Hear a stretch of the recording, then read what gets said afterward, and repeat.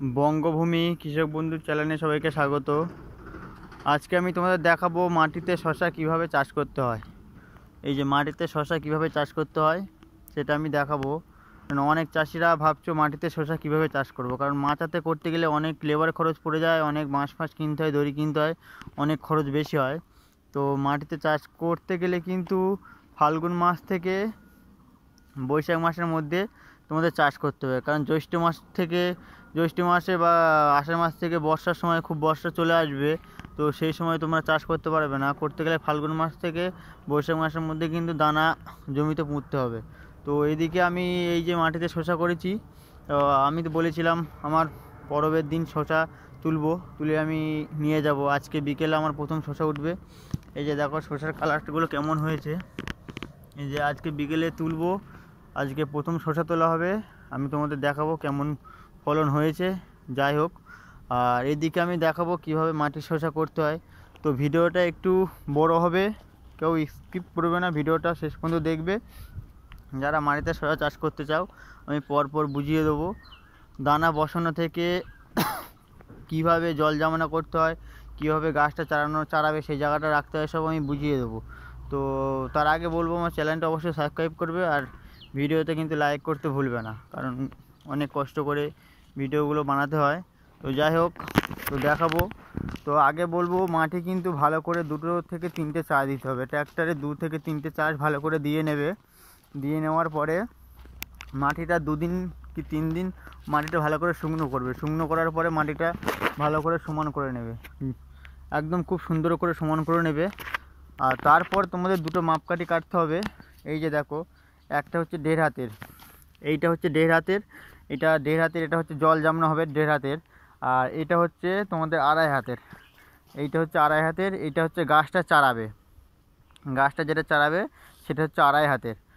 আর এরকম দড়ি টানিয়ে দেখো আমি কিভাবে করেছি, এরকম তোমরা দড়ি টানাবে যাতে দাগটা সোজা হয়, যেমন আলু বসানো হয় সেইভাবে সোজা করে দাগ টেনে নিতে হবে, চিক কেটে নিতে হবে।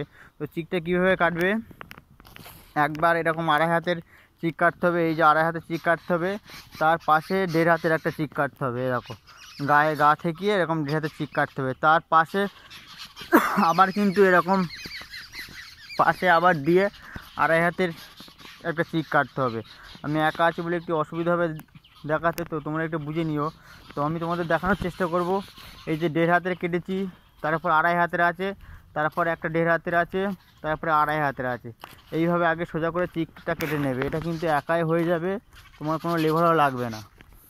আমার একটু দেখাতে অসুবিধা হচ্ছে, আর একজন থাকলে ভালো করে দেখাতে পারতাম। যাই হোক, এইবার চিকটা কাটা হয়ে গেলে তারপরে তোমাদের মাটিটা এরকমভাবে তুলতে হবে। এই দেখো মাটিটা আমি এদিকে তুলেছি, মাটিটা তোমরা তুলতে হবে। মাটিটা তোমরা কীভাবে তুলবে, এই যে চিকটা কেটেছো, এই যে চিকটা কাটা হয়েছে, এই যে দেখো আলুর যে তোমরা চিকটা কাটা হয়েছে, আলুর চিকটা কাটা, এইটা হচ্ছে তোমার জল জামনা 1.5 হাতের জায়গা। এই মাটিটা কিন্তু এরকম ডানা করে নিতে হবে।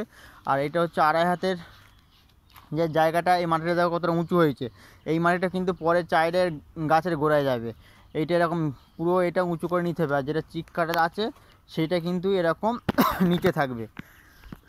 তোমার খুপিটা এরকম খুপি করতে হবে, আর খুপিটা হবে তোমার 1.5 হাত অন্তর অন্তর, খুপিটা 1.5 হাত অন্তর অন্তর হবে। আমি এর পরের ভিডিওতে আর একটু ভালো করে দেখানোর চেষ্টা করব। তো 1.5 হাতের দেখো, এটা হচ্ছে 1.5 হাতের জল জামনাটা, এটা মাটিটা দুদিক থেকে তুলে নিতে হবে, মাঝখানে চিক কাটার জায়গাটা এরকম থেকে যাবে। আর এটা হচ্ছে 2.5 হাতের মাটিটা এরকম তুলে নিতে হবে। মাটিটা তোমরা পুরো তুলে নিয়ে এর ভেতরে দানা বসাতে হবে। তো এর ভেতরে 1.5 হাত অন্তর অন্তর দানা বসবে। তো কীভাবে দানা বসাতে হবে, কী করতে হবে, পরের ভিডিওতে আমি ভালো করে দেখানোর চেষ্টা করব। যেহেতু আমি একা আছি সেই জন্য একটু অসুবিধা হচ্ছে। তো প্রথমে তোমরা মাটিতে 2 থেকে 3টে ভালো করে চাষ দিয়ে নেবে।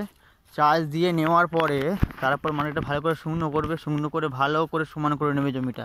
সমান করে নেওয়ার পরে প্রথমে একবার 2.5 হাতের, তারপরে 1.5 হাতের, আবার 2.5 হাতের, এইভাবে দড়িটা নিয়ে ভালো করে সোজা করে চিক টেনে নেবে।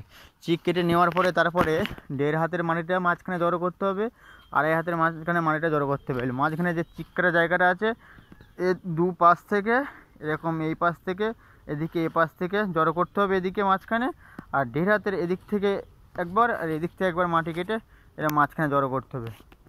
তো এইভাবে তোমরা আগে ডাঁড়াগুলো টেনে নেবে। ডাঁড়াগুলো টেনে নেওয়ার পরে মাঝখানে যে অবশিষ্ট মাটিটা থাকবে, লাস্টে যে চিকচিক যে মাটিটা থাকবে, এইখানে কিন্তু দানা বসবে। এর মধ্যে তোমাদের দানা বসবে, এর মধ্যে কিন্তু তোমার দানা বসবে। দানাটা 1.5 হাত অন্তর অন্তর খুপি করে বসাতে হবে।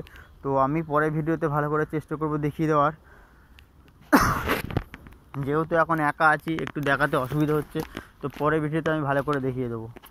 তো এই ভিডিওটা এই পর্যন্তই। পরের ভিডিওতে আমি যতটা পারি ভালো করে বোঝানোর চেষ্টা করব।